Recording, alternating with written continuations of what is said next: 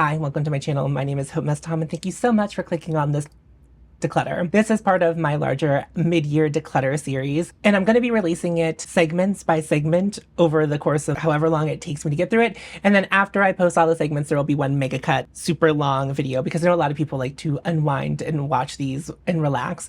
And just so you know, if you are going to watch any of these, there's no spikes in volumes. And if I do play music, it's going to be very chill and really low volume so that it's not jarring as you watch it, because I don't want you to be jarred if you were starting to fall asleep and were watching my video. If you want to just jump into the declutter, feel free to click through down below. There's going to be timestamps. I do want to give you some context about what my goals were in this declutter. I am a content creator that sometimes gets PR, and I sometimes buy things for review. And what that means is that I have more makeup coming through my house at any given time. And this is a part-time gig for me. Like, the PR has just been more and more recently. And I do like to test things. I like to try new things. And I like to pass that information on to people who watch my channel. But what it means is, for the stuff that I'm not actively reviewing, is that I don't get to it as much. And what my goal is in this declutter is to really be serious about what I'm actually using and what I will use in my free time off of camera or when I'm not testing things. So this is a pretty thorough and large declutter. Like, I'm getting rid of a lot of makeup through it. It doesn't happen in every one of the segments, but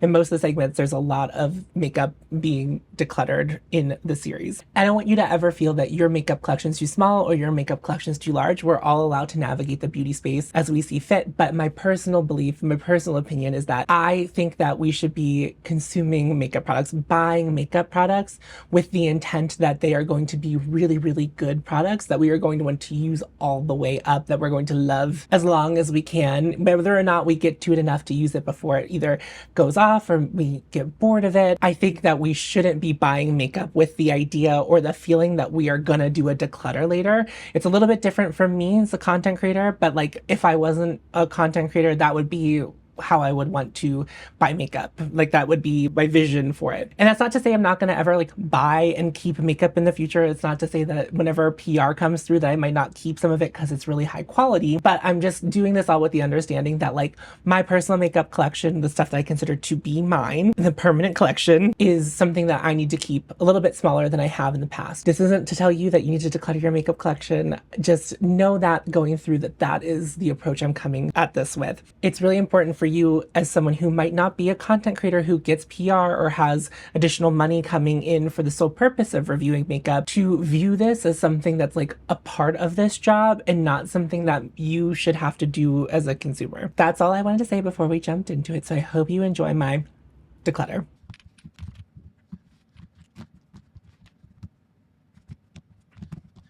Here are all my complexion products. I probably should just be honest with you as we go through this one. This is most likely going to be more of a collection type of video as opposed to being a heavy declutter, because I will say, of all of the categories of makeup I have, this is definitely the most honed in section of my makeup collection. I try to keep it reasonable only because I don't go through foundation products too quickly. I'm not really super picky about my concealer, although now I'm looking at this, I'm missing a concealer and I don't know where it is. And that's a good thing, that I know that I'm looking at my concealers and I'm missing one. I'll need to find that before we get to the concealers. But let me move everything out of the way and we'll get started here. Oh my god, I'm missing so many things. Oh no, am I? That can't be right. Is that right? Do I only have 2 primers right now? Maybe I only have 2 primers right now. That feels wrong. It doesn't feel like I only have 2 primers. This doesn't, I guess that maybe this is right. I'll bring this in too. I have 3 primers, so we'll go one by one. This is the Bobbi Brown Vitamin Enriched Face Base. This was my first real primer love. I've used primer before this primer, but this is the only primer that I ever bought a second one of. This is the 3.4 fluid ounces. And while I really love this, I have moved on to other things that I like more than this, but I have used a couple of those up, but I didn't want to buy those again until I used this up. And I'm getting pretty close. I feel like I still have quite a few uses in here, but I did hit pan. You can see it in the bottom there. So I'm pretty excited about that, but I do want to just continue trucking away at this until I've used it up. And then that way I can just buy the primers that I'd like to buy. This is the Victoria Beckham primer in golden. This is my favorite primer, but I like the one that doesn't have the golden sheen. It's not a super dark sheen. I would say people with a darker complexion than me would probably like this one better than they would like the one that has no pigment in it. Not that I think that one would leave a white cast, but I can wear this whenever I'm doing cool tone looks. It doesn't really super affect the color of my foundation when I wear it. And so therefore I really should be viewing it just like it is the regular Victoria Beckham primer. However, I feel like I've been so hyper focused on the Bobbi Brown that like I often forget to pull this out. I have used this more in the summertime because it is golden blah blah. But I think after I finish this bottle of this, I will just always buy the regular one as opposed to this one. But I've enjoyed having it. It's not like a big bummer to me. And then my third primer, but this is a very specific primer. This is the Sisley Blur Expert in the shade 0. And I use this to prime my nose. My nose can give me some problems whenever it comes to foundation and complexion products. So I just put this on my nose before I do my makeup, and it has been very helpful. But no decluttering here so far. So kind of just going as I expected. Let me get my other concealer. It's a little concealer, so it's really easy to lose. For some reason, this concealer was with my eyeliners, which explains why I had trouble finding it, but it also is teeny tiny. This is from Ritual Defee. This is their lab access release of their creator concealer, so this isn't out yet. It was put out for people to test and give feedback on. I'm going to say this because I already gave my feedback on it. The survey that they sent out this time, because I've done this before, I did it whenever they were testing out their foundation. They didn't seem to really care if you liked the concealer. They were really hyper focused on the name and like one specific ingredient in here, as opposed to like other feedback, which actually kind of bothered me. But don't be too worried because this will probably not be the packaging that it comes in. In fact, on this packaging, it says that that is what will happen. And I have the shade Potion 110. And this is a pretty thick, full coverage concealer. I tend to wear this as a foundation when I wear it, but what I will tell you is lately, I haven't been really wearing it. I haven't been wearing it as concealer. I haven't been wearing it as foundation. I feel, the thing is, I actually really like this, and I will be curious if they come out with the real version of the concealer, if that'll be something that I'll be interested in like doing a comparison video of. So it feels like I might want to hold on to it for that reason, but I also try not to think of my makeup collection in regards to being a content creator, even though I am. I don't like to hold on to things if I feel like I'm not going to use them. And I will say that this is probably in my complexion drawer the least used thing I have right now, which is a little bit worrisome to me because Ritual Defee, they used to describe themselves as a clean brand, which I still think that they kind of are a clean brand. So I just feel like their stuff can tend to go off pretty quickly. So I'm not sure if I want to hold on to this or pass it on. And then kind of in the polar opposite direction, this is the Surratt Surreal Skin Concealer. It's in the shade 2. And this is a very light coverage concealer. I mean, just look at how light it is compared to the creator concealer. Like, it's just much less thick. I like to wear this on days where I'm not really being fussed about my makeup. So this is like day-to-day kind of concealer. It's not a concealer I recommend anyone to buy. You just don't get a ton of product, and it's really small, as we noticed earlier. Like, I actually like couldn't find it for a second, but I really do like it. It's really akin to the Glossier Stretch Concealer or something like that. Just like very light coverage, and I like to wear it with my Glossier skin tint and my Lisa Eldridge skin tint. So I find value in this because whenever I'm wearing those, I don't really like to have a lot of coverage, even to do like spot concealing. So this is what I really like to wear with that. Then I have 2 shades of the Surratt Dewdrop Concealer. I have the shades 1 and 2. I don't really need both of these, but I don't think I have anyone to pass shade 1 onto because it is very, very white. And shade 2 is a little bit warm for me, but I like the depth of it. I've heard from friends that shade 3 is probably the one that matches me the best, which is just a little confusing because, like, for the most part, between the foundations with Surratt, they're consistent in shade, but they're not consistent in shade as far as the concealers go. I've noticed so far. This is a really high coverage, thin formula, and that's what I really like to look for whenever I'm picking a concealer for the under eyes. And I do like that it is matte because it kind of self-sets. I think with really emollient formulas, when it comes to concealer, the fact that it has time to settle into my under eye before I really powder is like a frustrating thing, but these don't really get into that fold as much as other concealers do. I don't really think any concealer is crease proof, but this is the best I've found for me and what I need as far as a concealer goes. So I'm definitely going to keep these. I'm going to use them up. I only really use shade 1 if I'm doing like a full glam going out, and I will put it like right on the most inner corner of my under eye and blend it out, but it's probably going to take me a really long time to use up. I keep waiting for the day for the shade 2 to crap out on me. It feels like it has to be soon. I've been using it, I feel like, for over a year, but I'll keep both of those until I use them up. And then I guess this could go in the concealer category. This is the green color corrector from Chanel. This is something that I don't use very often. I have redness. I typically will mostly use this on razor bumps or razor burn if I have a breakout and I'm doing something where I want to make sure that my skin looks as perfected as possible. Green color corrector to me feels like such a big extra step as opposed to just wearing foundation that like I just don't often reach for it.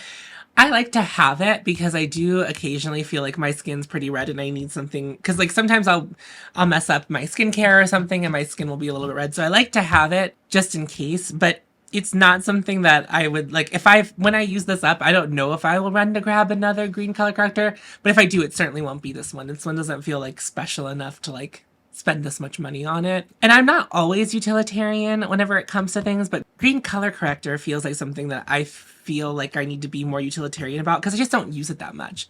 And sometimes I feel twofold about that, like where I'll be like, oh, I don't use it that much, so I can buy like the really, really nice version. But like this doesn't feel excessively nice to me.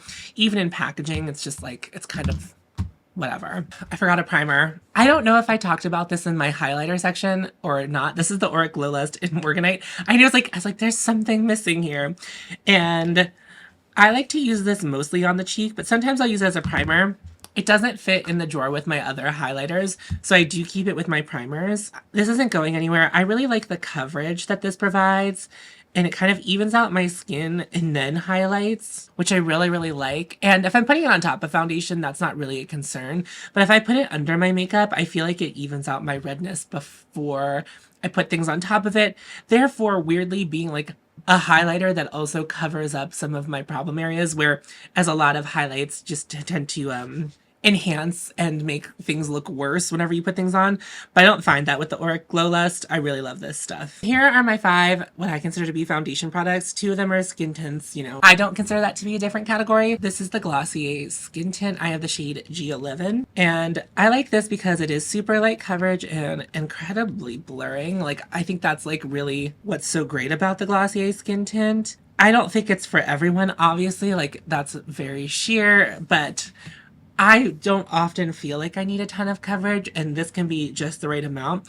And I do feel like after I like do my powders and such, it still looks like I'm wearing plenty of makeup. Not like undetectable makeup, you know, I just feel like sometimes this can read way more coverage wise after it's been on my face for a bit. I think when you first put it on, it's hard to tell, but I feel like after like an hour or so, this really does its magic. This is the Surratt Dewdrop foundation. I decanted it into just an airless pump. You can easily Google how to decant a Surratt Dewdrop foundation. I just bought this airless pump off of Amazon. This is the shade 1.5, which tends to be the best match for me in Surratt's complexion products. It's like a fair beige shade, and it, you know, works pretty well for me. I like this for like kind of the same reasons I like the Glossier skin tint, except this has a little bit more coverage. Makes my skin look like it has a filter on it more so than it makes it look like I have foundation on it. And for me, that's what I'm looking for out of a foundation product. It is the best version of that kind of thing that I have tried so far. It's really excellent. Then I have the Terracotta La Tante in the shade 0C Cool Rosé. And this is like the polar opposite of the other 2 foundations I've talked about so far. This is an entirely full coverage foundation, and it's not something that comes up a lot for me when I want to wear, but whenever I go out at night, I kind of like to wear full coverage. I kind of like to do a little bit of like more of a drag beat. I like to take my time. I like to do something really intense, and this foundation is really, really great for that. It's interesting because I would feel like Guerlain doesn't feel like a brand that would make something like full coverage matte, but that's what this is. So not for everyone, but I like having something different in my makeup collection just in case, but this is certainly not the first thing I'm reaching for like on a day-to-day basis. This is definitely like, I don't even want to say special occasion, there's like specific case use. Like if they made small versions of like full coverage matte foundations, I would always get the small version because it's something that I'm not gonna go through. Like this is gonna take me a really long time to go through because I just don't use it that much. This is heavily scented, which I don't love. It dissipates quickly, but just something to know in case you've been interested in that. Then I have the Prada foundation, and I believe I have the shade LN5. It's the shade LN5. And this is probably the complexion product, besides the Creator Concealer from Rituel de Fille, that I'm like the least interested in my makeup collection. It's a good match. It looks good on my skin. It's kind of like fuss-free, but it doesn't excite me. And I do get excited about foundation products, and we'll talk about one of those in just a moment. Well, we already talked about the Dewdrop foundation. That's been my favorite for a while. And sometimes whenever you talk about something that's been your favorite for a while, it feels like you've lost the luster for it. But no, the Dewdrop foundation is still my favorite. I still have that love for it. I like this. I think the price point is just kind of annoying because I think it's like just a good foundation. It doesn't do anything magical for my skin. A lot of people really, really love this, but it's not something I would go out of my way to buy. I would to suggest if you were to buy this, just buy the refill. Just buy this part. This isn't anything. I don't think it's like that great of a packaging. It is refillable, which is kind of cool that Prada, like, you know, at least attempted to think about that. But to me, but the other thing is, when I wear this, I really like it. Like, it's just one of those things where I'm just like, I'm like so indifferent to it, but I still reach for it occasionally. But if I find another foundation that I like a lot more than this is probably going to be the first thing that gets bumped from my collection, because I try to keep my foundations to like just 5, just keep it at 5. My last foundation is the Lisa Eldridge Seamless Skin Enhancing Tint. I have the shade T3, sorry. And this is the thing that I tried this year that wowed me the most. It's interesting because unlike the other complexion products that I really love, so like the skin tint and the Dewdrop foundation, this wears like a second skin. So not like super dewy. I wouldn't even really say like it's like blurring, but like it gives you just the, maybe it is blurring. That's not really like my experience with it. It just makes my skin look really good. And I think that's like what we're looking for whenever we're looking at a skin tint. We're just like, I want my skin to look really good without much fuss and without much coverage. And this does it. It's an incredible product. I think the thing that's most impressive about this, I have oily skin, and at the end of the day, my skin just looks like skin. It doesn't look like oily skin that has makeup melting off of it. It's incredible. I don't know how she did that because people with dry skin really like it, and I found that people with oily skin really like it. So I don't know how she did that, but this is a very, very impressive product, and I will always want it in my collection. It's so funny. I haven't been reaching for it recently. When I first got it, I was like wearing it all the time. I have been wearing more foundations in the summertime. I don't know what that's about, but I also have been wearing the Glossier Skin Tint a little bit more, but that's mostly because I was like, I don't want to completely ignore it. But now I feel like I'm ignoring the Lisa Eldridge Skin Tint for the Glossier Skin Tint. Keeping all of those. Like I said, this is the most honed in portion of my collection. Like everything has a specific thing to do and a specific place to be.